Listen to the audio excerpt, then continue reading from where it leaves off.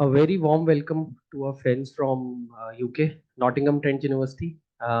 It's such a pleasure to have you all.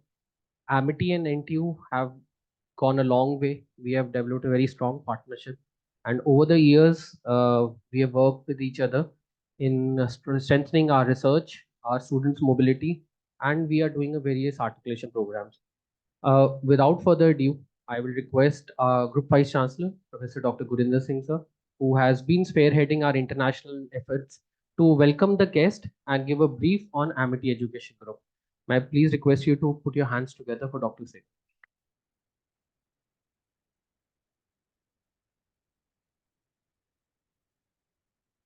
Very warm welcome to our friends from NTU. We are strategic partners from many years, and I think today is a historical day when we are signing another MOU. We want that we should be able to strengthen further areas on behalf of our founder, Dr. Ashok K. Chauhan, our Chancellor, Dr. Atul Chauhan. On my own behalf as a Group Vice Chancellor, we have got 12 universities, so 12 Vice Chancellors or Director Generals, very senior colleagues who are sitting here. Very warm welcome to you. NTU and MIT, they are together on number of programs. I think that if I look at the last 1 year, there are a number of delegations which have come from both the sides. We can see many familiar faces here in this delegation who have visited us. And thank you so very much. I think that all of you played a very important role in strengthening our relationship with your university. And today, when I stand here, I was just looking at that what we have been able to achieve in the past.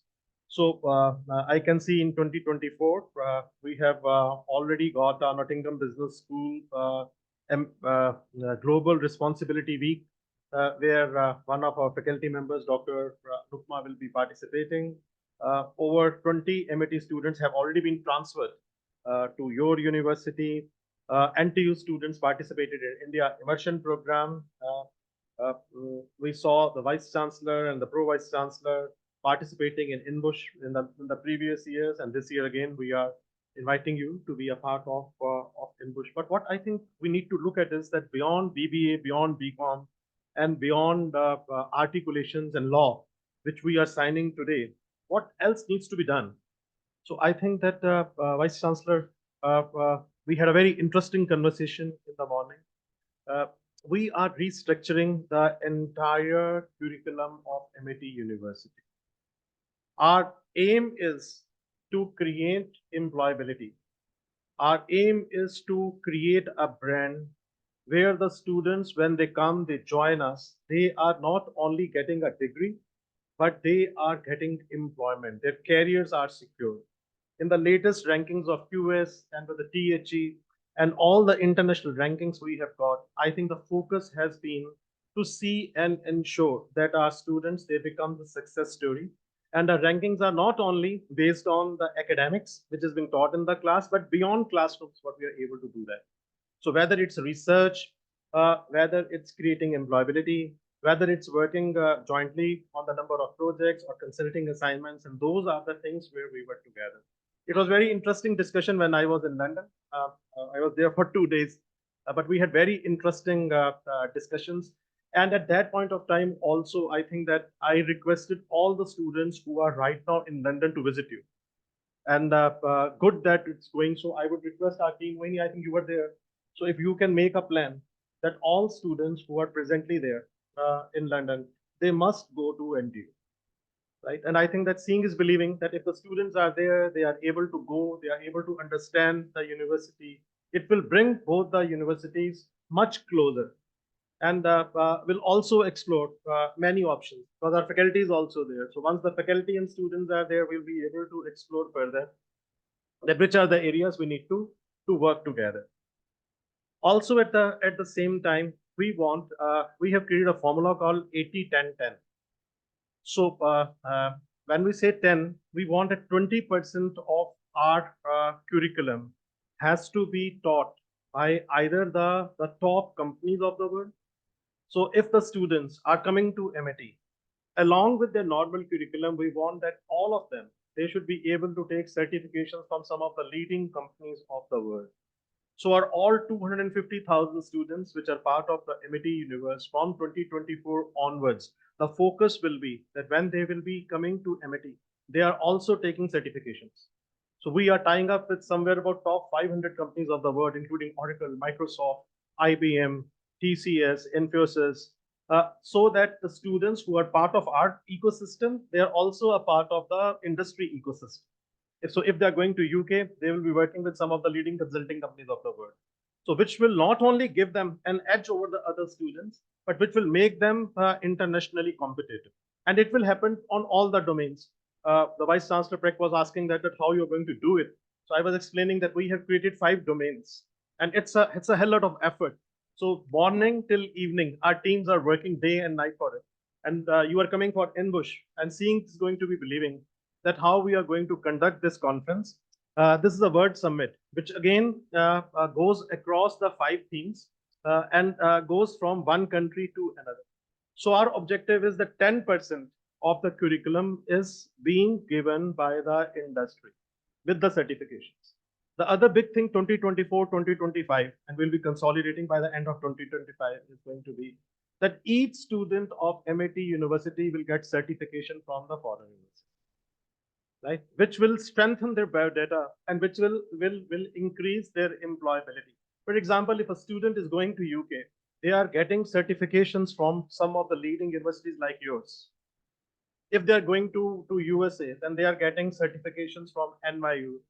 We are, I think, the first one in India who has signed with Harvard, and we are going to do that in Bush. It's going to be a very big thing that Professor Datta, the Dean of the Harvard Business School, will be coming.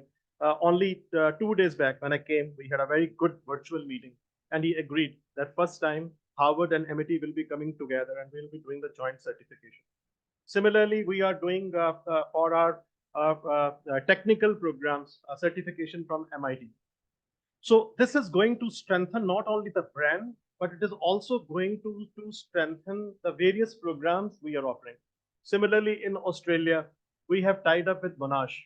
So I was discussing with the Vice Chancellor that how we can create a brand. And this is very interesting, which exercise which we did. We sponsored few students on a study abroad program. So there were 50 of them who went to Australia, and all of them, they came back with very good memories of Australia. Today, when we looked at 136 students this year are going to Australia to be a part of their structure, and we are doing very high-powered research journal, which is being sponsored by Springer. So I think that we need to think differently. MIT is a global brand. So our focus is not only on sending 5, 10, 15, 20 students, which I think that we have been doing. We have been experimenting, and as any good university and as any new university, brands will be doing. But now onwards, I think 2024, 25 onwards, we want our growth to be on the geometrical progression. We want it to grow, we want it to consolidate, and we will be unstoppable. And that's what we are going to see, that our partners are happy. We are doing research. We are not only looking at articulation, but we are looking at joint degrees. We're looking at dual degrees. We are trying to create campuses, and we want to be relevant to the country wherever we are going. We are trying to focus more on industry. We are trying to focus on creating employability. We are trying to create the biggest network of companies and of the foreign universities where we should be relevant to them and they should be relevant to us. With these words, let me just give you an overview of what MIT is all about. I know that you have a fair idea, but it will still tell you that what we have been able to achieve in the past few months. So very warm welcome. Good to see our friends, Professor Edward Peck, Vice Chancellor and President of NTU, Professor Ryan, Pro Vice Chancellor, Professor Mansfield, Executive Dean of Research and International Reputation. And we know that international initiatives and research, it's in the DNA of MIT, and we have got very senior people who are belonging to both the departments. They are sitting here. Professor William, Director of NTU Global, and of course, our very good friend, Professor Vidhi Sahai, who has been working day and night to ensure that brands, they come together. Thank you so very much for your efforts. This is a photograph of Dr. Chauhan, who's our founder, a fatherly figure who has actually conceived the idea of MIT. So 30 years back, he was the one who thought that he should go back to India after spending more than 3 decades abroad and start up the quality institutions. Today, you will see that we have got, it's an old slide, but it's 250,000 students, 6,000 faculty members and scientists, 12 universities, Noida, Gurugram, Greater Noida, Lucknow, Jaipur, Mumbai, Gwalior, Kolkata, Raipur, Ranchi, Patna, Mohali, Bengaluru, and the new one in Hyderabad. 150 institutions, overseas universities and campuses in London. You asked about London campus specifically. So this is a campus which we are running from the last 15 years or so. And the idea is to give international exposure to our all students who are a part of our ecosystem. So students do study abroad program, students do 3 continent program, which is again a very interesting concept, which we launched 2 decades back, where the students, they will do first part of the program in India, second part of the program they do in UK, third part of the program. Earlier they used to do only in London, in New York or in USA, but now they are also doing in Toronto. From 2024, 2025, we are adding into the metrics Australia and Singapore. We have got 28 schools and preschools. I don't know that how many of you have an idea about the CBSE, which is the largest board in India, from where the students qualify. Thousands of students every year qualify. They give their class 12th examination. From the last 3 years, MIT schools, where 27,000 students are studying, they have shown excellent results. 95% of our students have scored more than 94% marks. So you can easily see the kind of reputation our schools they are having. And they also act as a feeder schools. 2,000 acres of campuses, 20 million square feet of buildings, 400 programs covering 60 disciplines, 2,000 patents filed by faculty, largest number of case studies any business school or any university has ever filed, 400 research projects, alumni across the world.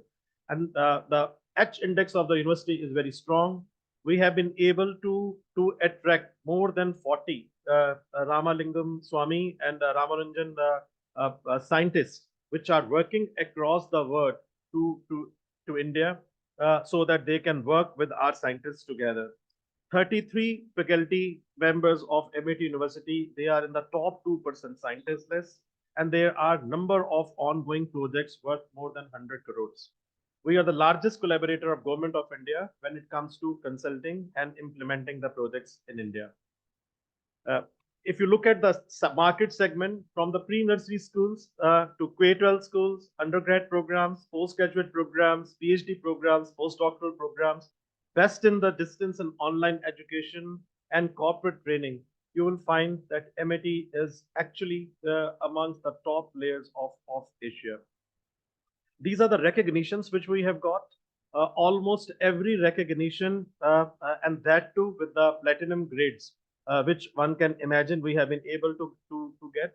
What makes us unique is that we work very closely with the UK universities and with the US universities. It's not mandatory for us to get the QA accreditation or master, but we have been able to get the QA accreditation because we work with large number of UK universities on number of projects, on articulation, and on number of initiatives. This is a ranking, latest ranking. We are amongst the top 3% universities globally, as per QS and THE. But if you look at the internationalization, about which I think that you were talking, and I can see two of your strong members in this delegation, one from international division, another one from research. These are the core competencies of MIT. Though we are not the best in every field, but in the terms of internationalization, no one is even closer to us. So in terms of internationalization, we are first in India. We're the best in India. In outward exchange students, we are best in India. In international research networking, we are amongst the top 3 in India. And these are the rankings which shows the employability about which I am focusing on. The dream of the founder of this university is that we should be able to get the employment to the students where they get an opportunities which are equal to the opportunities which any international student can get anywhere in the world. Our aim is that the student of this university should have an average of 50,000 US dollars as a salary, which is really commendable looking at the kind of salary Indian students they otherwise get in India. And for that reason, we have created number of programs. One of the very strongest program which we have integrated in our curriculum is apprenticeship abroad program. Under the new education policy, Government of India, AICT and UGC allows that the final semester students can now they can do in the industry. We are the first one to implement it. So from 2024, 2025, this is our these are our efforts that all students of MIT they should be working on apprenticeship projects not only in India but abroad. And we are trying that 50% of our students they should pick up such projects in UK or in some other parts of the world. And that is another opportunity, Professor Peck, which we would like to explore. That can we create some good projects. I was in UK for a while and had discussions with some of the leading companies there that can they support such kind of efforts. And I think that the response which we got, especially from the industry in UK, was very encouraging. So we would like to explore that how NTU and MIT they can come together and can create meaningful employment for the students. But this gives us the ranking. IIT Delhi, which is a government institution, IIC Bangalore, which is a government institution, IIT Mumbai, government institution, IIM Ahmedabad, government institution, IIT Kharagpur, government institution, MIT University, the only private university group, is in the same league. This will give you an over idea that how we create institutions. 90% of faculty, they are the PhD and from very good institutions. I can see large number of people sitting here. They will be introducing themselves later. Most of them, they are from some of the leading universities or institutions where they have worked earlier. Many of them, I can see they have been at a secretary rank in Government of India, which is the highest rank. And we requested them that why don't you join and become a part of MIT's process. So bringing some of the top scientists of India, bringing some of the top academicians of India, bringing some of the Nobel laureates of the world. We are trying that we should be able to create an ecosystem which should be able to provide the best academic infrastructure and academic inputs. And that is the reason that you will find that if you look at some of the institutions, our business schools, the best in the country, our international business school, the best in Asia, engineering school amongst the top three, our law school among the top three, our school of communication among the top three, our school of biotechnology, the best biotechnology institution. And we have invested hugely in their labs, in creating the infrastructure and bringing the best of the academic people to be part of our processes. This will give you an overview that how our buildings look like. This is 85 acres campus where we are sitting. Professor Peck, you gave a very good compliment that you are working with MIT from the very beginning. It always gives huge satisfaction whenever I give a presentation to see that from where we started up and where we are after almost 3 decades. But I think that after consolidation, the next 10 years are going to be the 10 years of growth and growth where the ranking of MIT will be amongst the top brands of the world. The next 10 years are going to be the years where the world will see that private universities like MIT, they have a role not only to play in Asia, but have a role to play in the world. We are concentrating quite a lot on research. We are concentrating quite a lot, not only increasing numbers of the students, but having a meaningful impact on the society. And this is a building 21 acres campus in Greater Noida. This is 40 acres campus in Lucknow. This is a 150 acres campus in Jaipur. This is our 110 acres campus in Gurgaon. This is a 30 acres campus in Mumbai.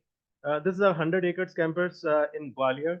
This is our Kolkata campus. This is our Raipur campus. This is our Jharkhand campus. This is our Patna campus. This is our campus in Chandigarh, Mohali. So if you are going towards Punjab and if you see a building and the infrastructure, which is attracting maximum number of foreign students. You will find that it's our university. It's being led by one of the leading researchers of India, Professor Kohli, who used to work with the University of Punjab, which is again a government university. This is our campus, 60 acres campus in Bangalore. This is our Dubai campus, which also got the Best Campus Award in 2019. And this is the photograph of our Chancellor, which came on the Forbes magazine. This is our campus in Singapore. Now we have got two campuses in Singapore. If you happen to be Singapore and you go and take a round of the 100 heritage buildings, they will show one is going to be the building of MIT. And now from February onwards, we have a standalone campus on Orchard Road, which belongs to MIT.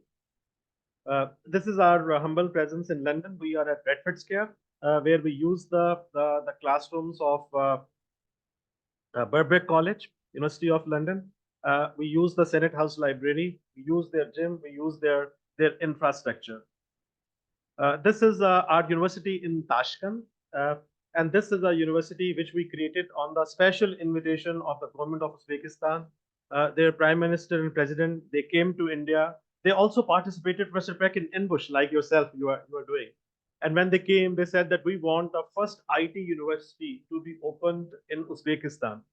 So we went to Uzbekistan, we met the president, we met the prime minister, and it gives us so much satisfaction that the government was kind enough to give us the entire infrastructure. So today, 2,000 students are studying in Tashkent. It is one of the best known universities in that area. This is our school on Amsterdam. Similarly, on the invitation of the government of Netherlands, we went to Amsterdam and created this school. This is our MIT International School, Abu Dhabi, which is one of the best known international schools in that region. This is our MIT New York campus. It's 175 acres, beautiful campus, private beach, which we brought from St. John's University. And the only Asian group which has been able to acquire and create a university there. We have brought Harrow, by the way, to India, and it's fully operational.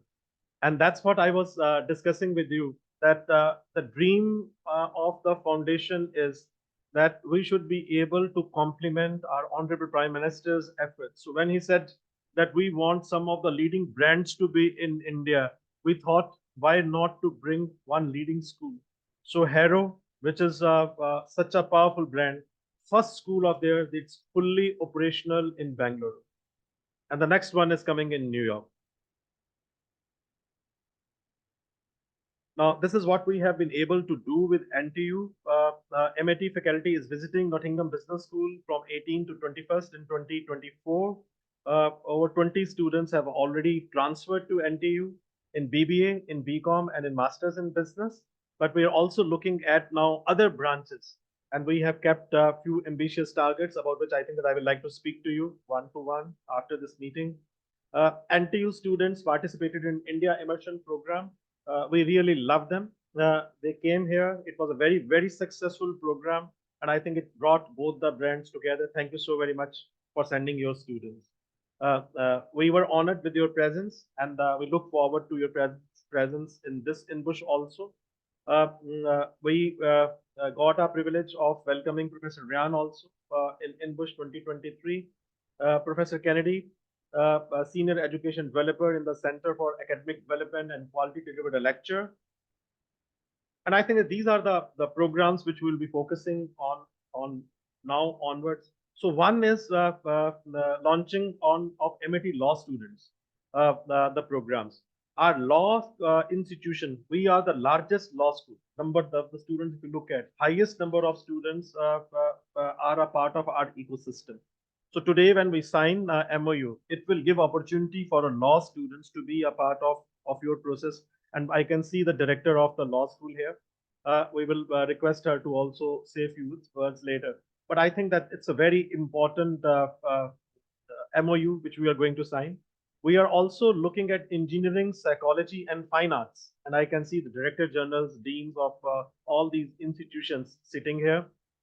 We would like to explore the dual degree arrangement through our campuses in campus or center of excellence between the two universities. I can see biotechnology director sitting here, and also our very senior scientists of STIF and STIFA sitting here. Would like to explore that what we can do in these areas. For example, research collaboration, supervision of joint PhD programs. But more importantly, we want that when the students of MIT, they whichever branch they are in UK, they must go to it, right? So, and we will just start, and that is why I have requested the International Affairs Division.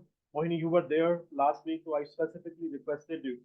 We were just there for 2 days, so personally we couldn't come there to see, but we had some meetings.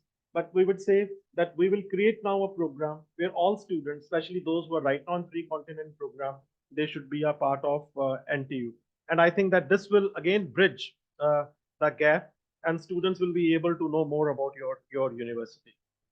These are few photographs of the India immersion program, cooking together, going on Qutb Minar, going at Red Fort, having research seminars, taking them to the various universities. And this is when they were graduating.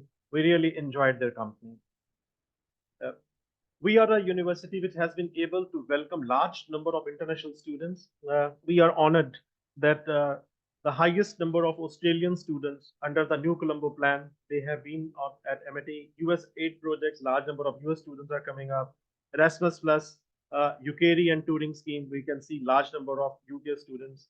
Uh, very interesting thing happened that when the British High Commissioner came to India, the next day he had to give a seminar and he chose MIT and he spoke virtually with all the students. But we do ambassador lecture series where the ambassadors from the various countries they come and they deliver lectures. They talk about their countries and the opportunities they have.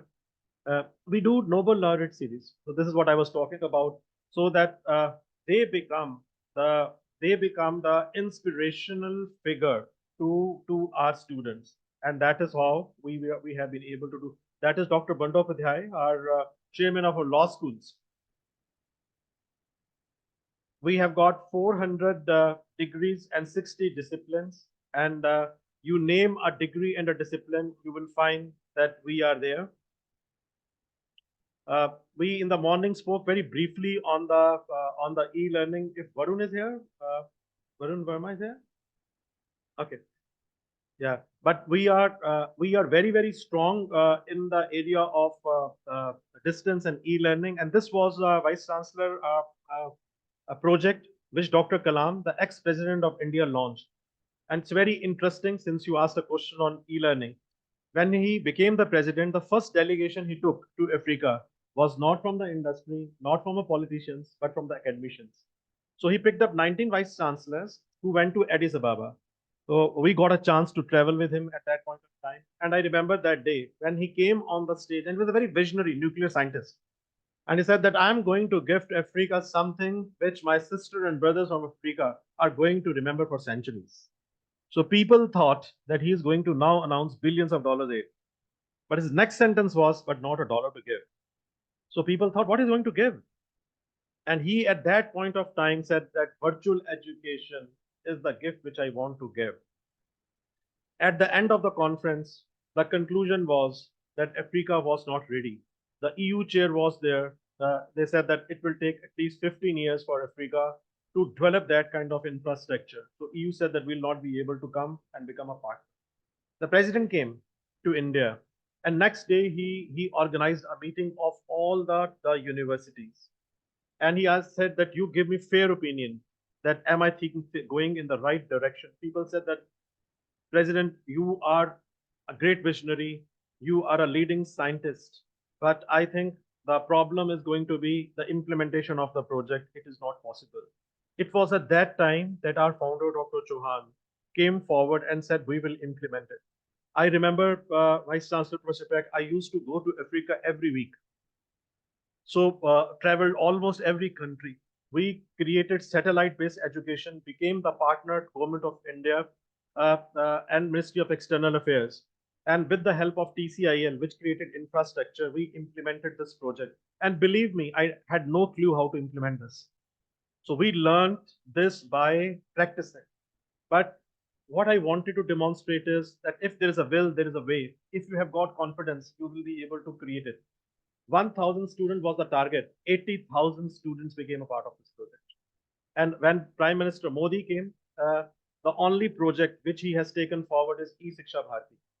So it is being implemented. And we want now this to happen through MAT, that now not only education, but employment, about which we are very passionate. We want to create a network where international placements, apprenticeships, internships should be with the students, and every student should get some kind of certification from a foreign university and from a company, and we're going to do it. We've got a very strong skill and vocational training center, innovation and incubator, which is again the best in the country. And these are our research centers across the globe, which attracts large number of companies. We are the largest trainer to the government of India. But we say that university has no meaning if they are not able to give back to the society. Whatever we do it for the community. More than 2,000 students under Amitasha and 1,000 students under Atulasha get free education from here. 35 universities in every state, 100 campuses across the country, and 50 universities and campuses across the world is the vision and ultimate goal, creating employability, creating research, and making a difference into the life of those who come across MIT. Thank you so very much. That was Professor Singh, always passionate about the internationalization efforts at Amity. Thank you, sir, for laying such a strong roadmap for this partnership. Amity is a very young university. It's just about 2 decades old.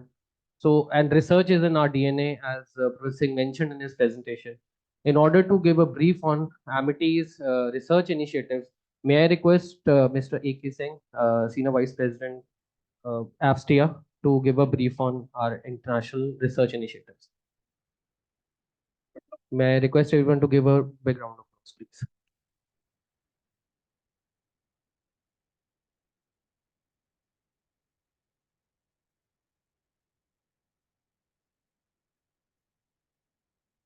Namaskar and good morning to all of you. I think I also take liberty of welcoming Professor Edward, Professor Celian, Professor Neil, Professor Stephen, Dr. Gurinder Singh, and senior faculty and friends from MIT. I think you just heard Dr. Gurinder Singh explaining about the MIT. I think before I start my formal presentation, I want to add 2 things. One is, he said the employability. I want to share one very, a story or one article which I read. The chief CEO of Infosys, Infosys, Dr. Murthy, once he made a statement that the engineers which we are producing, only 15% of them are employable. And that his statement stirred the whole world. That was the one aspect. On the other aspect, many of the software companies from the West, they were interested in outsourcing their job to India. So to cut the long story short, the project was given to one of the Harvard professor, Professor Vivek Vadhwa. And he studied that why it is happening. So ultimately, he concluded that the Microsoft, Infosys, those who have opened a training center in Mysore, they are able to train the young engineer graduates in such a way that they were doing exceedingly well. So the crux of this story is that the title of the article which appeared in the International Harvard Review, Harvard Business Review, was The Disciple Who Became Guru. So they said that India, which was disciple by the way that we developed our training policies, training, then deployment, then carving their career. So Americans said that India has become the guru. So sir, you don't worry. We are smart in that. And I think we mean business, and employability is the ultimate thing for which we work. Okay, coming back to the MIT, I think already Dr. Gurinder Singh has explained everything in detail. He has explained, but I will share with you that what brings the wow factor in MIT, and that is the research. And the slogan which MIT has is that it is a research and innovation driven university. I think I also would like to salute the founder president, Dr. Ashok K. Chauhan, and his team or two of his sons who are ably, contributing in pushing this university, and the universe which they have created is unparalleled. I think when we talk of R&D ecosystem, according to me, I feel there are this 3-4 factors which are the core: intent and support. I think the top management and promoters of MIT, they are very clear about their intent and they do support.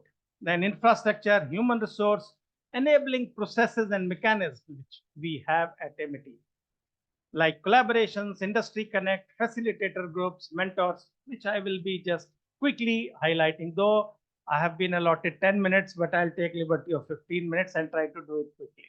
I think already Dr. Gurinder Singh has told about the courses which MIT University offers in the varied fields, right from actuarial science to virology to artificial intelligence, defense technology, and space research, etc., etc. So, what are the MIT research enablers? We have a IPR protection cell which take care of the knowledge management and knowledge protection. We have DST MIT Technology Enabling Center, where we mature the research at the TRL levels so that ultimately it goes to the technology transfer and in the product development.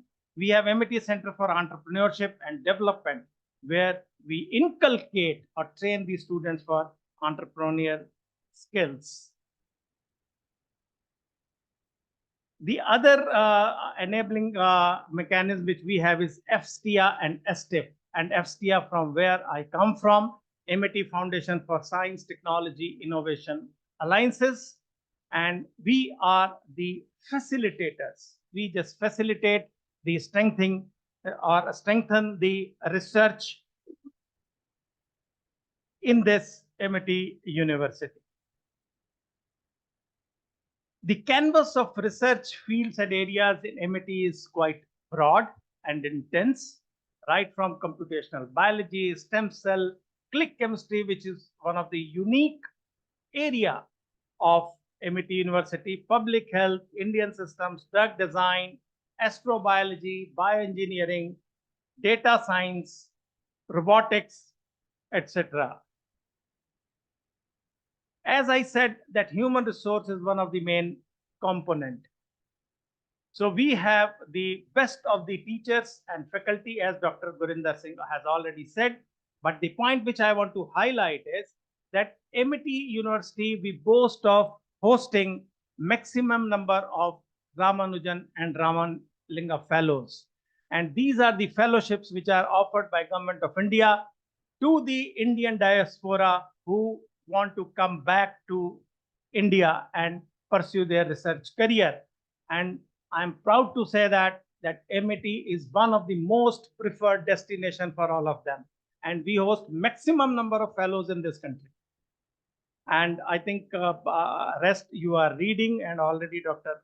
Gurinder Singh has told. I would like to share some of the fellows, those who are here, and some of them after completing their fellowship are full-fledged professor and running their own department and and guiding so many PhD students under them. Another group of fellows who are with us at the moment. Another group, and let me share with you Ramanujan fellow. In last fortnight, 2 new Ramanujan fellows have joined MIT. Infrastructure, because you can't work without tools. We boast of having reasonably very strong R&D infrastructure in all our campuses. I'll share with you some of the pictures. Bionovel lab equipment, you see the lab. I think seeing is believing.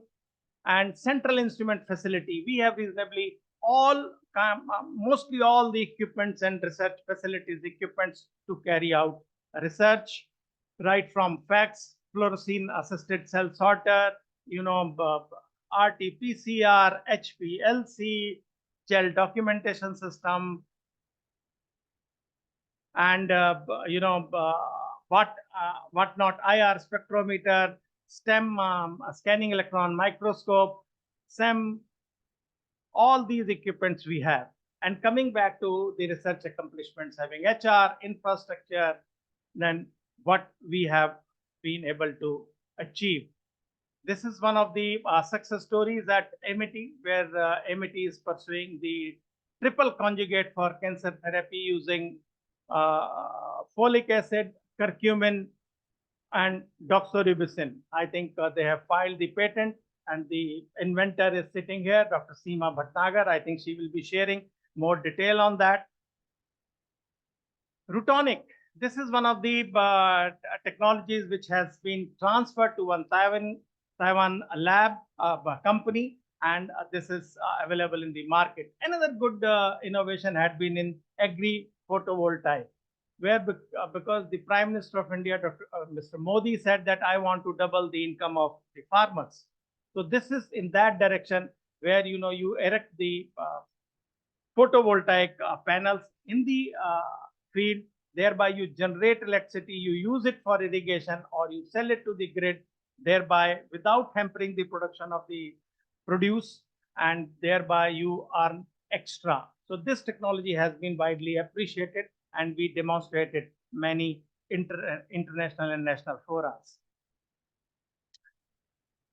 Then using nano-based sponge, there are many things, graphene, quantum dot, self-sustained system for generating electricity. This is also one of the great innovations by Dr. V.K. Jain, where using the wastewater, he is able to generate electricity and simultaneously cleaning the water. So all the drains, I think it is being scaled up for cleaning the water and generating the electricity.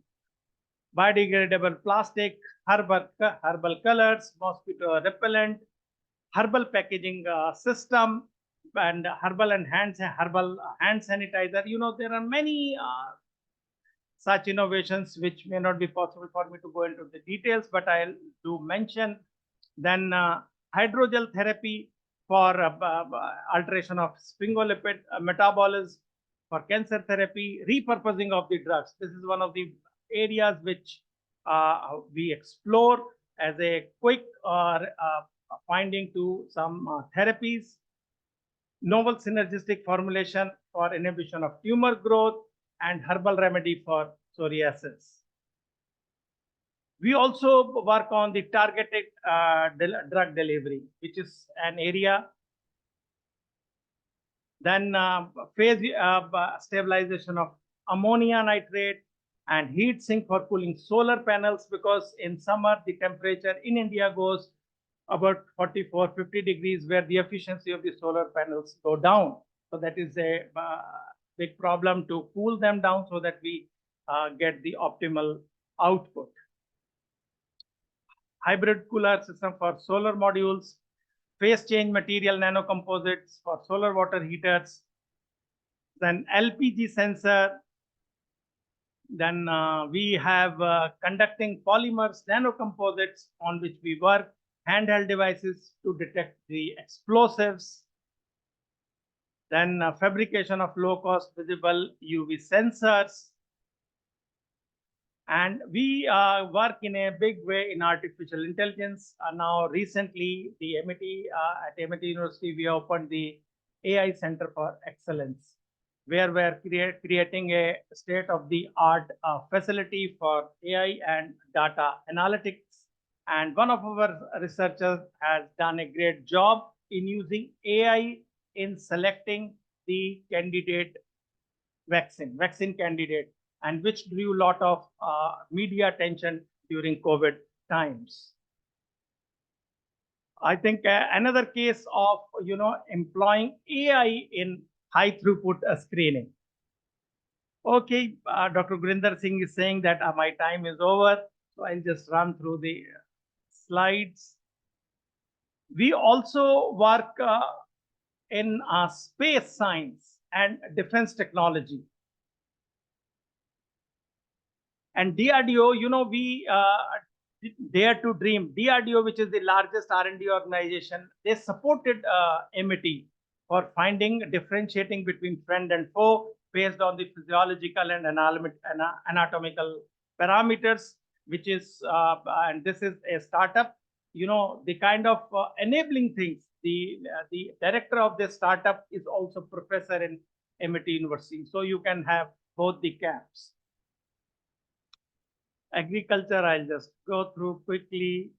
So what I want to say that we not only get funded or work within India, we also get a lot of funding from international agencies, either Europe, Australia, or America. And one of the main project had been by DARPA, Defense Threat Reduction Agency, to MET for nuclear security state-of-the-art laboratory, which we are able to create at MET. And MET proposes to make a international research hub at our campus in Long Island, New York. And when we do this, we are able to, collaborate, and the number of MOUs which we have signed at national and international level is testimony to our thinking on that. And we also connect in a big way with industry. Even the Tata Technologies have opened this center here for automobiles where our students work with them. So that kind of a close connect with we have with industry. And ultimately, whatsoever we do, we always aim to transfer the technology. And in MET, we have transferred so many technologies amounting to about 35. And the latest one is AI-based software for detection of male infertility. And when we work, we do the transfer of technology. Our faculty is also recognized by national and international agencies. 33 of our faculties, they appear in the list of 2% of the best scientists by Stanford University.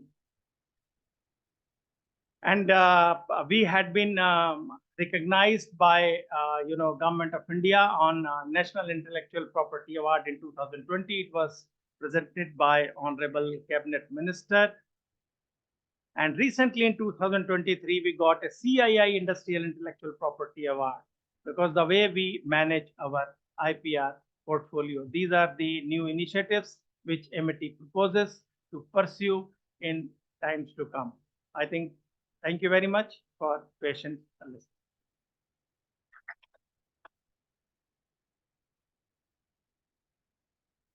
Thank you, Dr. Singh, for this brief overview. Now, may I request our guest, Professor Edward Peck, the Vice Chancellor of Amity of Nottingham Trent University, to please the Professor Peck. May I have a round of applause?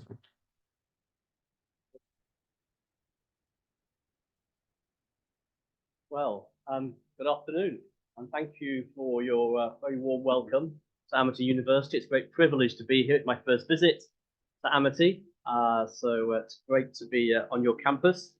And thank you, Professor Singh, for your hospitality so far and your very warm words about our relationship. I think of NTU as being quite an entrepreneurial university. And we have, in fact, double the number of campuses we have in the UK, from 3 to 6 over the last 10 years. We've increased our student numbers by 40%. We're now the 5th biggest university by student numbers in the UK. And then I come to Amity and hear your numbers and think, what have I been doing for the last 10 years? My only 2 excuses for not mirroring your fantastic success, with which I'm really impressed.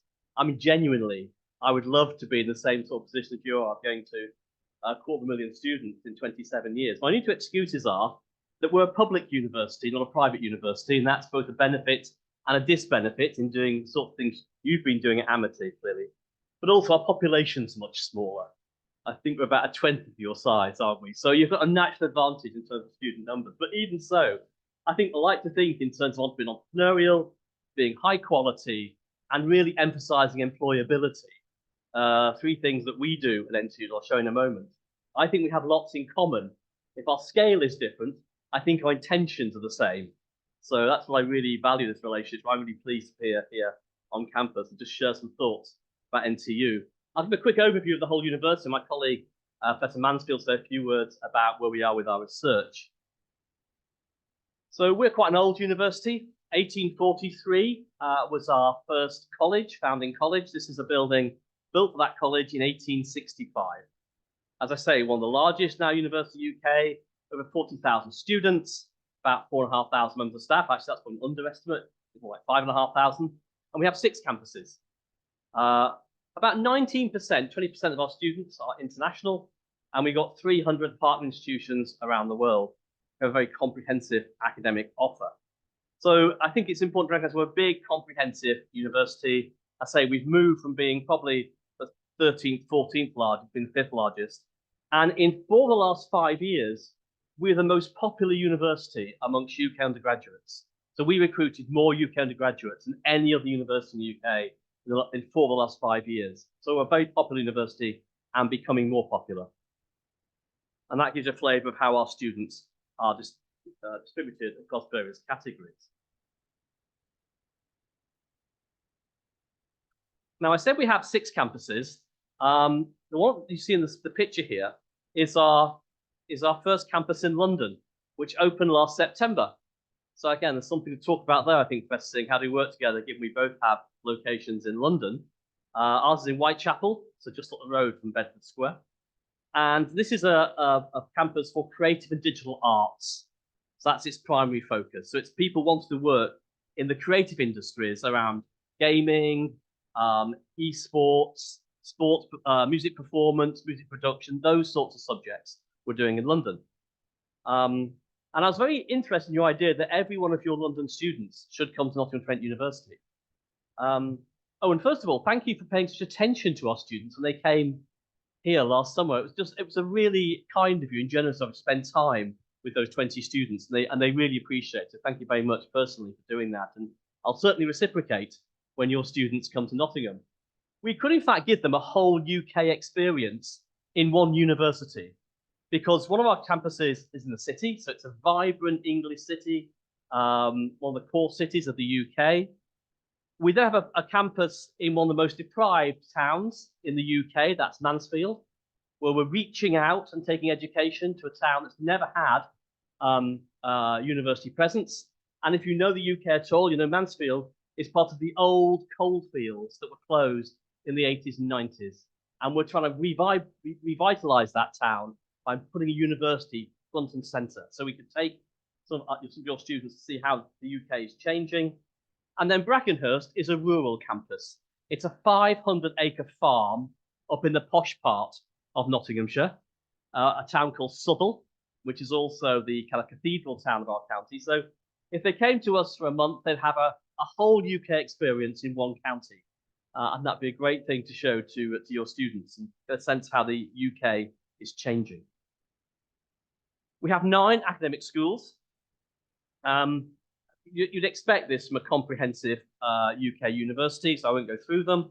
The one that may surprise you is the Confetti Institute of Creative Technologies. So in one of our entrepreneurial moments, we bought a private provider of education in the UK about 7 years ago, and that's Confetti. And it's Confetti that now is the brand for Confetti London. So the NTU brand is actually what we're leading with in London. So again, although we're a public university, we have got a fully owned subsidiary. I think this would be something quite interesting in that conversation as you were talking, Professor Singh, just to think about that, because although we're public, we have got a private subsidiary. So I think there's something in that to explore. This is the bit I like most, our achievements and awards. We've got quite good at being recognised, at being very good at what we do. So our view of the world, if you're going to do something, you may as well do it well, or otherwise just don't bother. So we've been University Year in several categories. In my early days, I started NTU in 2014, so these are the kind of early years of my time at the university. And you can see we're very proud, particularly of these 3 awards. But more recently, we're once again the Modern University of the Year for the Times and Sunday Times. It's probably the most prestigious league table in the UK. And we're really proud to have won this twice now in the last 6 years. And we win it because of the quality of what we do, the quality of the student experience and the quality of teaching we give. They're the two factors that drive these awards. This one I like because it's voted for by students. This award is entirely based on both international and domestic student feedback. We were University Year this year, year just gone. And this is something you may not have heard of as much. It's the Teaching Excellence Framework. Now, you may have heard of the Research Excellence Framework, which every 6 or 7 years, peers review your research, and Neil might talk about that. This is the equivalent for teaching. It's the Teaching Excellence Framework. So every 4 or 5 years, your peers review your teaching quality. And there are 4 levels, from requires improvement, which is what it says, through to bronze, silver, and gold. And we are one of only about 15 comprehensive UK universities that have been gold in both the Teaching Excellence Frameworks run so far, 2017 and 2023. And that's because we are really good at student support and we're really good at student teaching. So when your students come to us, they're going to benefit from that quality and thoughtfulness and investment in student support and teaching. And I think part of the consequence of that, I was asked by the UK Minister of Higher Education to become the UK's first, DFE's first, student support champion. They've appointed me part-time to champion higher quality student support across all English universities. And I've just been doing that for about 2 years now. And thank you. And I think it's a reflection, not just what I do, but what NTU does. We're really good at this. And I want to roll it out to other universities.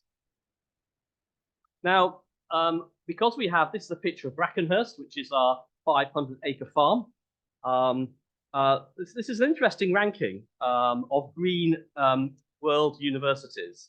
We are always in the top 5 of sustainability in this league table. And this year, last year, we were second in the world for our green credentials. We take sustainability extremely seriously. In fact, we're about to commit to never building a new facility ever again. Everything we're going to do is going to be retrofit of old buildings. It's unsustainable to keep on building. And I've noticed many of your buildings are actually revamps of old buildings. I think you're probably thinking along a similar line to we are, that we have to be able to retrofit. And of course, our major contribution to the green economy of Nottinghamshire is our expertise in green retrofitting, because that's the major challenge we face. It's not new buildings, it's the old buildings. One of the things about being good at everything you do is that I really seriously mean it. So when I first arrived at NTU, we were in this UK sports league for students, and we were 18th. And I said, well, either we're going to do it or we're not going to do it. You know, so 18th is not something NTU wants to be. So in 10 years' time, we're going to be top 10 or we're going to stop. And that inspired people. And now last year we're 8th. We're the only university of our heritage, and this year we're 6th. We're currently 6th. Actually, if you've got any students who could come over sort of the summertime who are good at throwing, running and jumping, that'd be really helpful because we're not very good at athletics. So we lose points in the summer. We usually drop from 6th to 7th or 7th to 8th here. So students who can run, jump and throw would be great. So it's just, I think it's just, it indicates our philosophy. If you're going to do it, be good at it or don't bother. This work experience thing I was talking about in terms of our commitment to this, every NTU student has to do an assessed work placement or they can't graduate. It's that important to us and it's that important to you. And so you can see we're now very highly rated for the quality of our work experience, because like you, we have to find placements, in our case, around 40,000 students every year. So we have fantastic links with employers, both locally, nationally, and internationally, to deliver on this promise to our students. And it changes their lives. We know that. Many of our students come from fairly underprivileged backgrounds without a great sense of connection with the world of work, and these placements change their lives. It's absolutely what we're there to do, and these placements are central to it. Example of that is Nottingham Law School has something called NLS Legal, Nottingham Law School Legal. And the idea here is that students volunteer in the law school, supervised by academics who are themselves practicing solicitors. And the last 7 or 8 years, it's now, the figure's gone up, they've now reclaimed 6.5 million in benefits for local people who've been denied benefits by the welfare system in the local city and county. £6.5 million of money those poor people would not have got if our students hadn't got it for. I'm immensely proud of that. I think it just symbolises what a university can do. Educating people for the future, it's giving them a sense of values and principles, and it's changing people's lives today. And if universities can't do that, then there's not a lot of point. So, I've talked a bit about Mansfield taking higher education to a deprived setting. Very interestingly, this is a campus we've opened on a FE college site. Our view was it's the further education college site. It's the best site in the town. We're going to take this building, take it over and turn it into NTU. And that's what we're now doing. All of our courses in Mansfield are vocational. They're all to do with the local needs of local employers. So it's engineering, computing, nursing, childcare. And we are now taking local people, mature local people, and we're giving them the skills they need, and they're moving into jobs in the local economy. That's really important because take the health service. They can't get enough nurses in this hospital. We are now giving them enough nurses. Those nurses take their salaries, they put them back into the local economy, and they inspire people as a role model for future students to say, actually, there are really valuable, important jobs in your town that you should now aspire to. And we're going to do the same in manufacturing, the same in computing, and the same in engineering. Our latest investment is on the left there. This is the Nottingham School of Art and Design. That is the digital design and digital arts building. The City Council said they wanted something iconic. What they've got is something very, very big. I will leave it to your judgment whether or not it's iconic, but it's certainly very large. My office is actually just next door, and I never see the sun anymore because it just blocks it out. It's virtually finished now, and it is 10 stories high. It dominates the skyline. And this is a bit more of a look inside. So this is our last really big investment in new building. Another recent innovation, we created an esports venue called Confetti X. It's one of the first custom-built esports venues in the UK, and we now are the venue for the University Sports League for esports. And my ambition is to get esports into the University Sports League overall, because if we do, we won't be 6th or 7th or 8th, we'll be first. Because we teach gaming, we design games, we're taking kids who can play computer games, and they know how to run events like this. So we're pressurizing the University Sports League to admit esports. They're not very keen, I'm not going to lie to you. But there are some universities with quite a lot to lose, don't they, if we do, because actually running, jumping, and throwing will mean less. And how you play, name your computer game, Neil. Thank you. What's it? Rocket League. All of your students are playing these games day in, day out. And that's Confetti London. Right, Neil, research.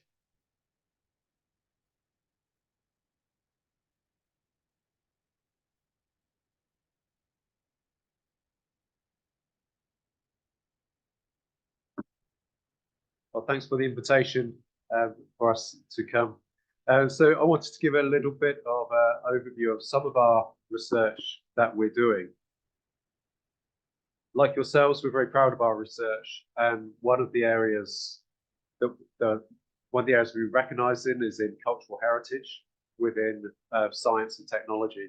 And for this we've won a Queen's Anniversary Prize, which is a very prestigious prize for universities in the area of research. I'll give you a little bit more information about that in a moment. We're recognised as being world leading, internationally excellent, and across all of our research, we were assessed recently. This happens every 5 or 6 years, and the most recent set of results from those showed that 83% of our research is world leading or internationally excellent. It varies depending on the discipline. So in engineering, that number is 98%. And of that 98% being world leading and internationally excellent, around half is world leading. Yeah, so I'm recently into my new job now, and I was originally appointed to become head of engineering. So we have a new engineering department. So when I started, it was myself and a laptop and a business plan. And we now have, with engineering is now over several sites, as well as well over 1,000 students in that one department, in a very healthy situation with a very strong research culture there. We have strategic themes across 5 different areas, ranging from global heritage to sustainability. But within these, we aim for these to cut across many discipline areas within the university. One area I did want to focus in is within our part of our engineering, which is the Imaging Materials and Engineering Centre, or IMEC. And there are photographs here. If you may recognise one of these, it's me. But 5 of our professors there, and there are others. I just wanted to highlight a few of the things that we're doing in this area as a snapshot, and I will not mention some of the other areas that we're doing a lot of research and our world leading in. But within this area, one example is in advanced optics and photonics. This is something which is working down to nanoscales, where we've developed technologies that can capture individual photons, and this will mean we will have cameras without a lens. A camera will not look like a camera, and it can work the other way around to emit light as well. And one reason why this is relevant is we have recently received some funding for a UK-India partnership, and in fact, Professor Ramani, he's on a just starting a 3-week research partnership in Chandigarh just this week.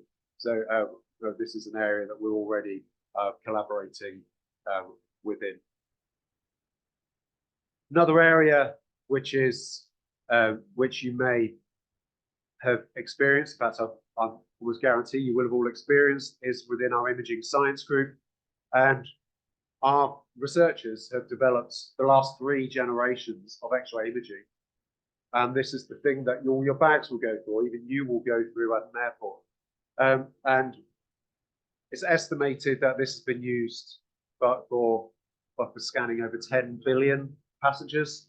And this is a number that did scare me, actually. 21,000 guns have been detected in the US alone for people trying to carry them onto aircraft through our technologies. And this was another winner of the Queen's Anniversary Prize. And then the third area that I wanted to mention was our cultural heritage imaging and sensing. And what this has done is it's taken techniques that have traditionally been used for astrophysics, like spectroscopy, and the technology which is used for looking at distant galaxies, and turning that into things that can be used for looking at things much closer to us, but maybe we cannot touch, we cannot destroy. So, for example, there may be very precious artifacts, maybe ancient scrolls, maybe ancient paintings in UNESCO sites, like the photograph here on the right, where this is using exactly the same technology as was used for intergalactic measurements of stars and galaxies, through to understanding what the processes are that have gone into the chemistry and the history, so we can understand the composition of heritage sites around the world. And our mobile lab has worked in many UNESCO heritage sites around the world. And a couple of, I will not go into so much detail on these. Our smart technologies area, we have our own 5G network and LoRaWAN system. So we have networking that we can use with technology. So we have sensors, for example, in a historical building near to us, and we can look in real time what's happening in that place with direct connections with our labs. And in our medical technologies, another area we've invested heavily. So we now have 2 buildings. One of them purpose-built on our Clifton campus for medical technologies. So some of this has included, for example, surgical assisted robots, an automation in hospital settings. And some of that is also linking in with other partnerships that we have with India, where we have worked with, for example, design of implants. We have staff who are working with us now who have had titanium surgical implants that have been implanted into patients in India. So that concludes. Thank you for the opportunity. It was just a very quick snapshot of our research, and I look forward to learning more about yours.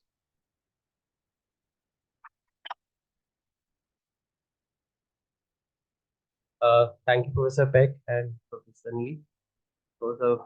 It was really insightful to hear about NTU's journey, and we already see shared passion. From here on, may I request, we have been also joined by some other colleagues from NTU and from Amity. So starting with Professor Killian, maybe request a bit. Yes, sir. Yeah. Everybody, my name is Professor Killian Ryan, Pro Vice Chancellor International. The retiring Pro Vice Chancellor International, Neil, is going to be taking over for me. So it's great to be here again. It was fantastic to be at the INBUSH Summit last year, and wish you continued success. And you will be missed very, very deeply, because I think that you played a very important role in bringing Amity and NTU together. Right? But keep coming whenever you are in India. But we welcome Professor Neil, and fantastic presentation you gave. We look forward to further strengthen our linkages for all times to come. Thank you.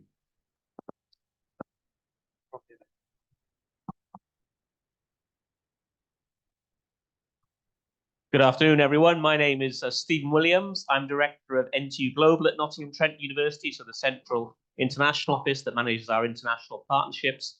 I'd like to say I'm the most recent NTU visitor to Amity. I came here in August last year. It was, I think, my fourth visit, but I think Vidhi was here in January, so she beats me. I'll hand over to Vidhi as our most recent visitor to Amity.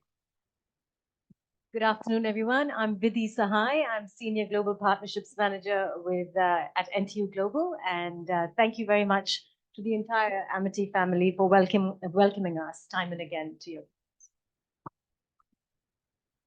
Good afternoon, everyone. I am Dr. Neeraj Sharma. I used to be the Secretary of the Technology Development Board, Government of India, under the Department of Science and Technology in Government. I was intrigued by this heritage, the award or cultural heritage you were talking about.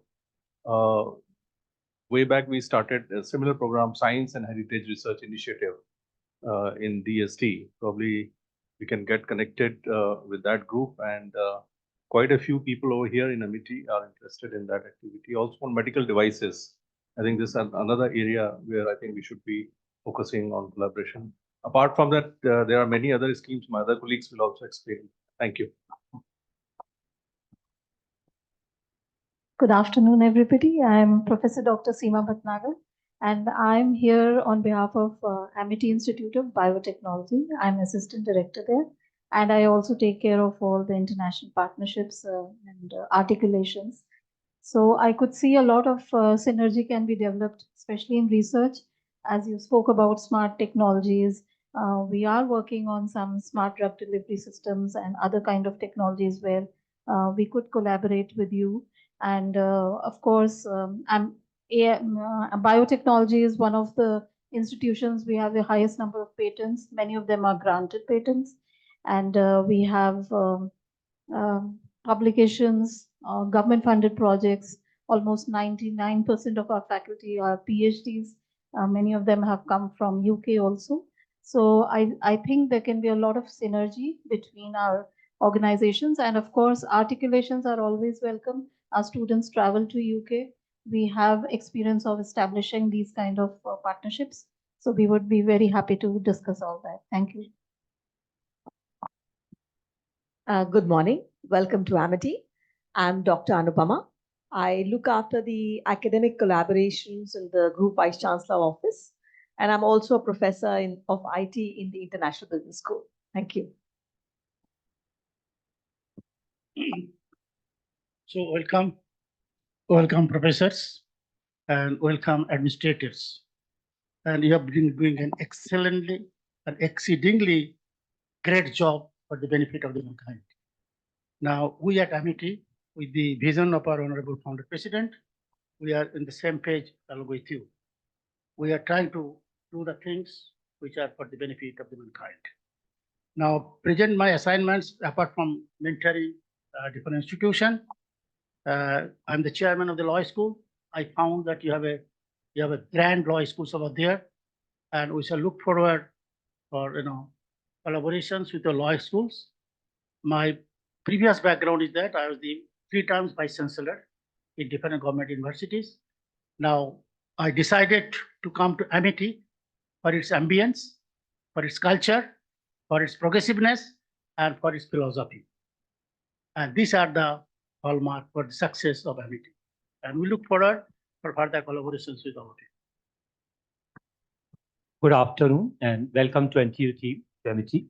I am Dr. Pradeep Joshi. I am Group Additional Pro Vice Chancellor, Director General and Dean for Applied Art, Fine Art, Performing Art, and Visual Arts. In fact, I have been to NTU twice way back in say 98 and 2008. And we had some discussions with you of art and design recently. And we are very keen in associating because I know that there's a lot of potential for the fashion and fine art in association. And we already had initiated some discussion, online meetings we had in this connection. And I see some very interesting things which you have shown about the design and visual arts department also. So particularly like we have got a 3-continent program which we are offering, and where the students go for a semester for international exposure. It will be very interesting if we can get association for that. And further to add for the study abroad program also, but particularly for fashion and fine art program, it would be good that if we get the understanding formalized with the NT. Thank you.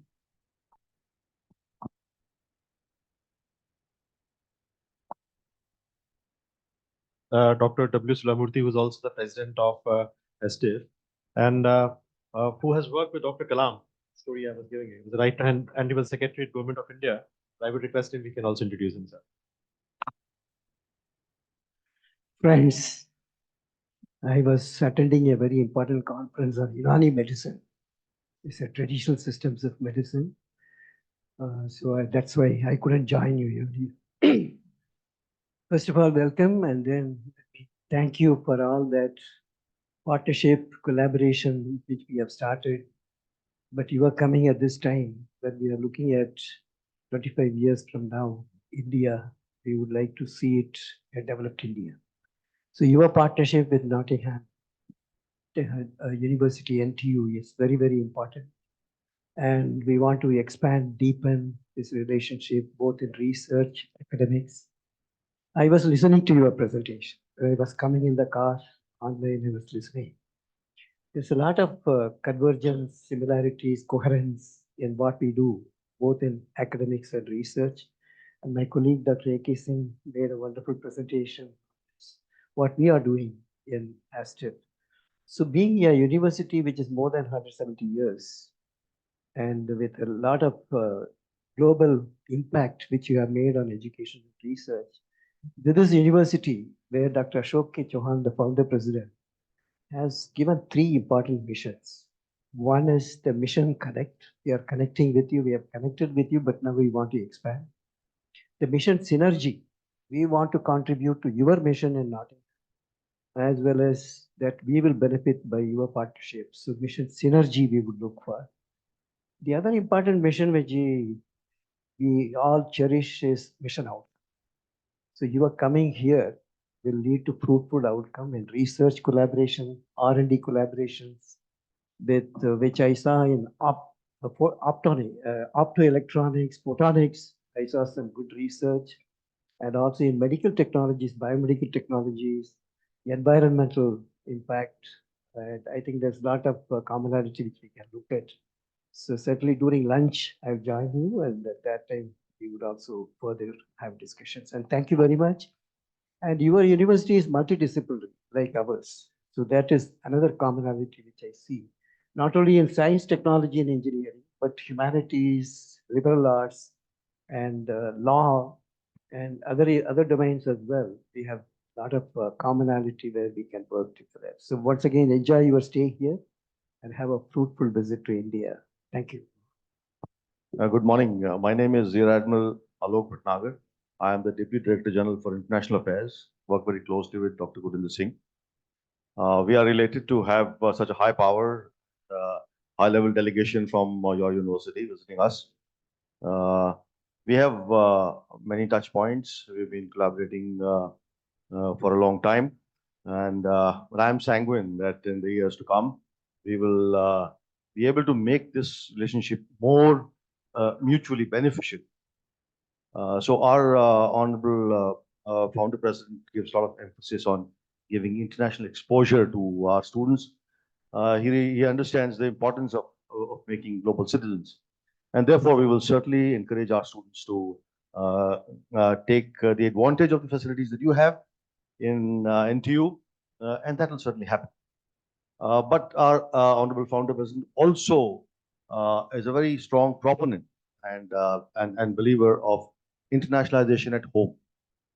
And here I would like to very briefly mention about the National Education Policy 2020, in which there is a lot of emphasis on internationalization.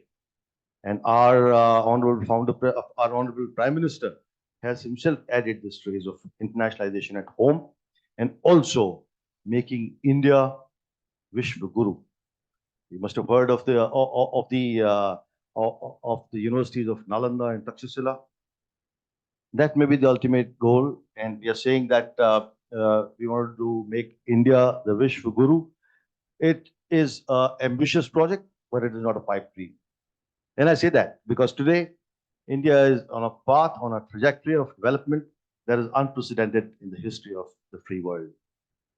It's unprecedented in the history of the free world. You see the numbers, you will be able to get it. So we are the fastest growing economy before the pandemic. We are the fastest growing large economy after the pandemic. In all parameters of nation development, we are either on the top or somewhere on the top. Digitization is the backbone of our pace of development, whether it's healthcare, infrastructure, and therefore education as well. So we are growing at a very fast pace. And this has created an ecosystem in the country that is creating, inviting, and encouraging multinationals to come and set shop here. That's great jobs. And that should be a very strong reason for anyone in the world to come and spend time in India, get educated in India. And I would urge you to encourage your students to come and spend time in India. And if it is India, it better be Amity. You have seen the facilities that we have. And last year, your students had come here. I would encourage that more and more should come. India Immersion Program is a very strong program. It lets you see not only the university here, but gives you a very good taste of India. So looking forward to many more interactions and many more students from your side also to coming here and our students taking advantage of your university. Thank you very much. Welcome once again. Thank you. Good afternoon once again. I think I am Dr. A.K. Singh. I come from DRDO, which is the largest R&D organization of this country. I am a life scientist. I superannuated there from DRDO as Director General Life Sciences. Now I'm working for Amity University at FSTI, Amity Foundation for Science, Technology, Innovation and Alliances, where we facilitate and strengthen the research ecosystem of Amity University. So listening to everything, I think beyond a student exchange or three-continent program, I'll say that it's time that we forge our collaboration on research projects. And after listening to the specific talk by Professor Neil on the research areas, I find that there are few areas where we can forge collaboration. That is optics and photonics, smart material, then data science, and I also find HMI, human machine interface. These are the areas where we are also working at Amity. And there could be other areas which may come from your side because you have seen in all the areas where we are working, the multidisciplinarity of Amity University, where you would like to, collaborate with us, which, may emanate from you, or any new area which is region specific. where, we can do that, because now we have shown the world that we can do quality research per dollar, at very low cost. So I think we can also explore those avenues and areas where we can, start the collaboration. That's what I want to say. Thank you. Very good afternoon. I am Shefali Kashyap, Deputy Director, Amity Foundation for Science, Technology, Innovation Alliances. And I am also the member of S&T War Room. War Room has been created by our Honorable Founder President so that we can keep an eye on all the S&T opportunities, so that we will not miss out on any of the S&T opportunities. And we need to pursue with all the faculty members here for the maximum outcomes. Having said that, I would like to mention three important fellowships. As Dr. Singh mentioned during his presentation, we have got the highest number of Ramanujan and Ramanujans in Amity University. But apart from that, we have another prestigious fellowship. This is the SCRB International Research Experience Program.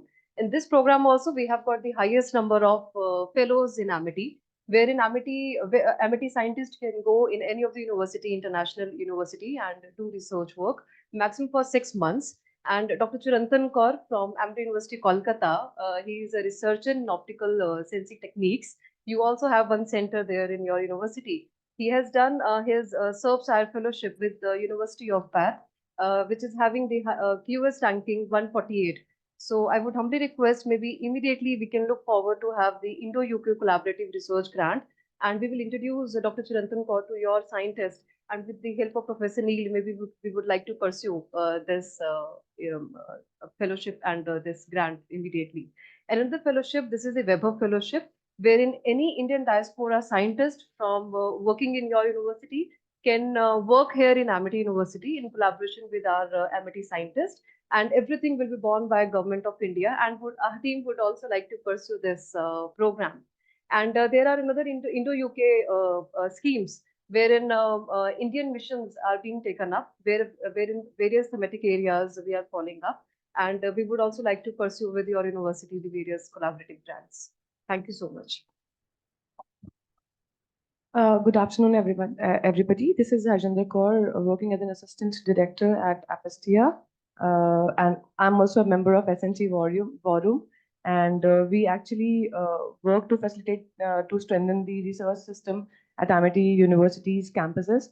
And definitely all have been covered by my colleague Ms. Shefali and also by A.K. Singh sir, Neeraj Sharma sir.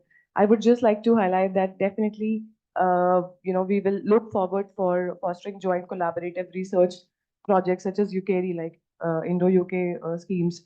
And also we would explore further fellowships, with Amity University and your kind university. Looking forward to a healthy relationship. Thank you so much. Very good afternoon, everyone. I am Dr. Shefali Raizada. I am HOD of Amity Law School. Welcome all the delegates here in Amity campus. I belong to Amity Law School, which is the largest school in Asia. And it is in the 5 top ranked colleges in India. So, and I believe students, one of the favorite destinations, the UK, because mostly the students, they go for their master's degree in UK, in Oxford, Cambridge, LSE and all. So I know the students, they are very much going and even working there, and they are practicing also there. I believe there are just so many promising gateways for the collaboration with your university. And certainly from today onwards, there would be a very closely working in the partnership.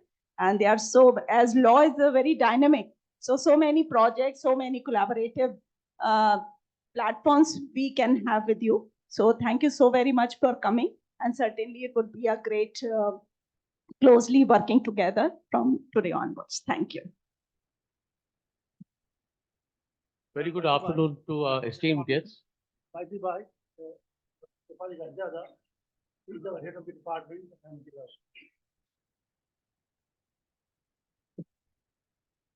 Again, a very good afternoon to esteemed guests from NTU.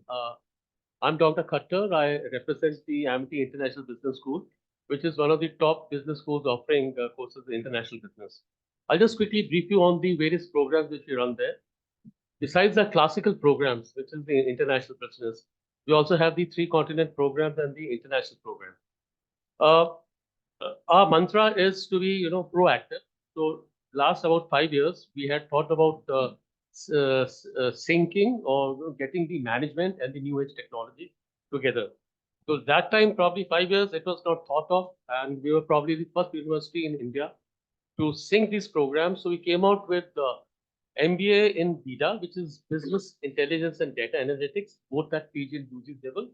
And also we combined international business and AI. So let me tell you, these programs were very well accepted by the industry, and the numbers have continued to rise in these particular programs. Like I said, we believe in ensuring that we keep coming up with new programs as per the requirements of the industry. So this year we came out with the programs in design thinking, and soon this year we would also be launching in clean climate and sustainable management. So as far as collaboration is concerned, besides the research which has been spoken about, I think so we already have the progressive programs at the BB International and the progressive programs for the students. I think so we can go in for dual degrees, joint degrees, and training programs at the PG level. And also maybe I think so we can think of having a faculty exchange program. Maybe not the complete semester, just taking up 1 or 2 modules. So that would be, getting the faculty more closer of the PG. Thank you so much. Good afternoon. I'm Meghna. I'm taking care of undergraduate program at Amity International Business School, and welcome all the team to Amity. Vice Chancellor Professor Peck, like you, we are also environment sensitive. And to show our consciousness towards the sustainability, we have very recently, in a partnership model, we have launched a program called Climate Change, Green Technology and Sustainability Management, under which our main focus will be on ESG framework. So we'll be focusing on environment, we'll be focusing on social aspects, and we'll also be concentrating on governance. So all these 3 will be the main aspect when we talk about the Center for Excellence in Climate Change and Clean Technology Management. And since we are conscious towards the placement of our students and the employment enhancement, so this program we will be launching as an industry academia partnership, wherein industry is supporting our initiative. So both ways we'll be handling. My colleague already talked about the innovative programs that we have launched, like when we talk about artificial intelligence or business intelligence data analytics, today people say, okay, but we launched these programs 8 years back. So our 5 batches are already out in industry. So that is which is worth mentioning.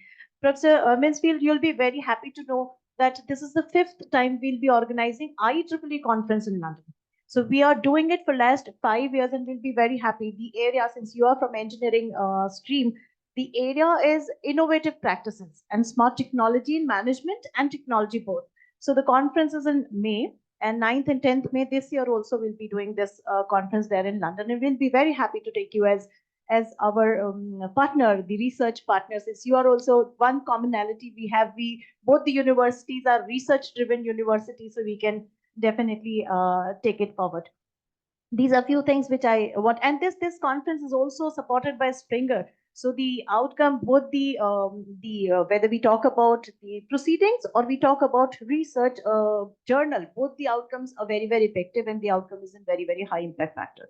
So we would definitely be very, very happy to have you. And looking forward, we are already, since currently I'm taking care of articulation and student progression, we are already in place. Our students are going to Nottingham Trent University, and they are now your brand ambassador. When they come back, they talk very high about the university. So we are very happy and looking forward for other partnerships. Thank you so much. Very good afternoon and a very warm welcome. I am Shankar Sahai. I represent Amity School of Fashion Technology and Amity School of Fine Arts. As mentioned, we have been in touch, and we look forward for further opportunities. Thank you. Thank you. Before I request Vice Chancellor Professor Peck to give concluding remarks, what we'll do is that we will request each one of you if you can send your email, and then we'll create a matrix where we can devise our priorities into 3 parts: very short run, low hanging fruits about which we spoke, then midterm strategy, that which are the areas we'll be focusing on, and then finally the long-term strategy that from now to 5 years, what we are going to achieve. For research, Professor Neil, I think this is for the 5th time we are organizing our very high-powered, high-impact research conference in London. It will be held in at the University College London, from where we have hired the venue. But we will be very happy to do at least one focus session at NTU. So I think that Professor Meghna, who is also co-chair, will be in touch with you. But already we have received somewhere about 500 papers, which is a very good number. Also, we are the partner of Harvard Business School Case Center and the Case Center UK. So we are in a process of publishing very high-powered research case studies. So I think that that is another area. During this conference, we can shortlist about 15 to 20 papers, which jointly can be done by the faculty members. It will improve our H index and also the citations of our faculty, which is actually one of the objectives of both the universities, which may impact our ranking also.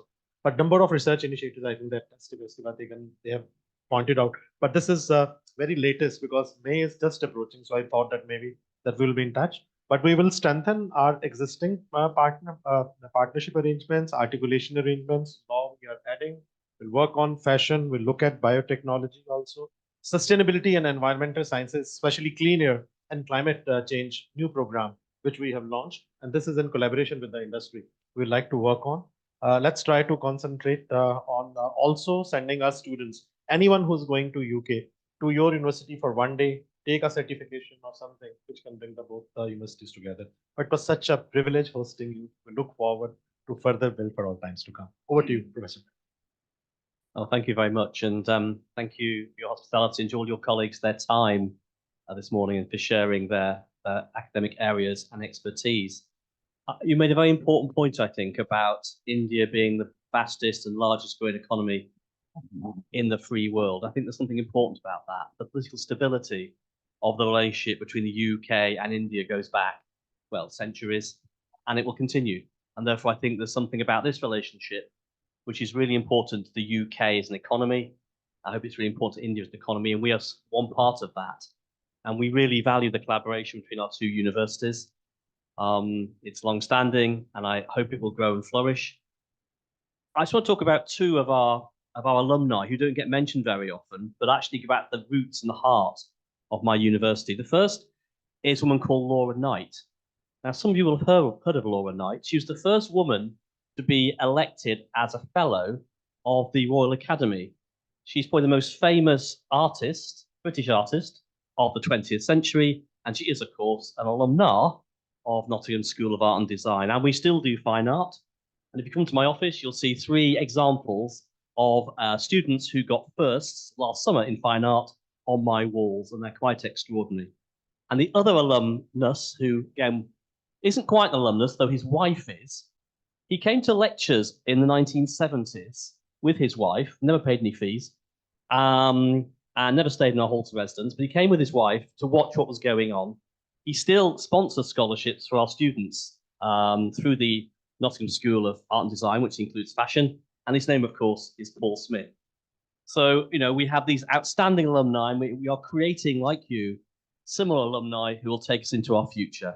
So thank you for your time and your hospitality. It's been a pleasure to be here, and I hope to come back in the future and see how our collaboration is thriving as we work together. So thank you very much. Thank you, Professor Peck and Professor Singh, for laying this foundation of this partnership and how to strengthen it further. We are also joined by, I would say, brand ambassadors of both the universities, the students who are actually going to you this year, and they'll help facilitate the signing of MOU.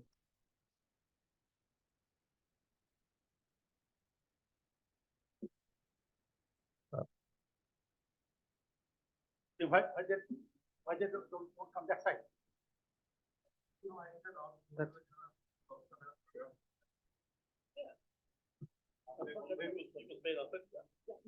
Yeah, I think for.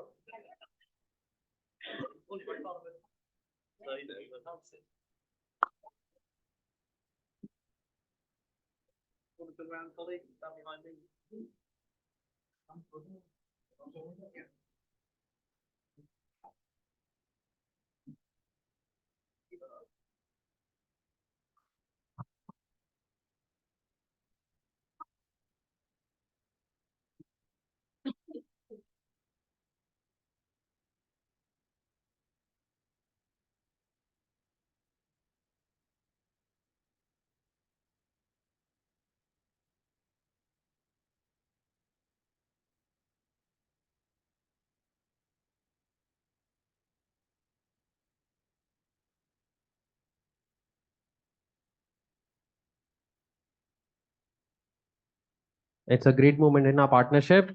Big round of applause, please.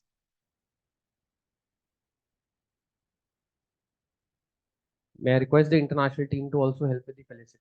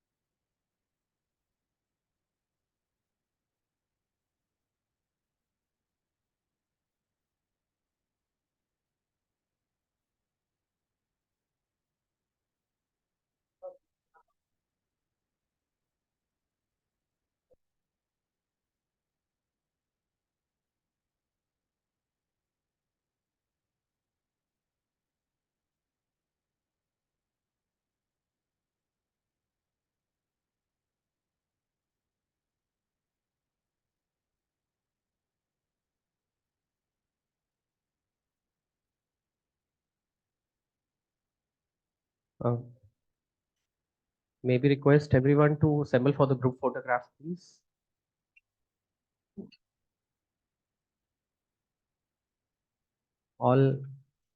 Everyone for the group photograph, please.